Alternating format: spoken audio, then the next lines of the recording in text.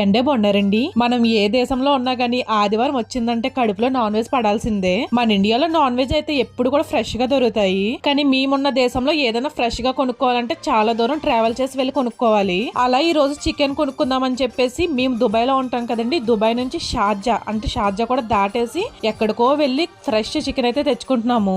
ఇక్కడైతే లైవ్ లోనే చికెన్ అలాగే మీట్ అన్ని కూడా దొరుకుతాయి అన్నమాట. బాతులు కూడా ఉంటాయి. సో రకరకాల పక్షులు కూడా ఉంటాయి అన్నమాట. వాటి గురించి మనకి ఏం తెలియదు కానీ మనం తినేది మాత్రం ఎప్పుడు భూమి మీద నడిచే కోడి మేకనే. ప్రతి వారం దుబాయ్ నుంచి ఇంత దూరం వచ్చి కొనుక్కోవాలంటే కష్టమే. ఎప్పుడో 2 నెలలకి 3 నెలలకు ఒకసారి వచ్చి ఒక్కసారి కొనుక్కుంటాము.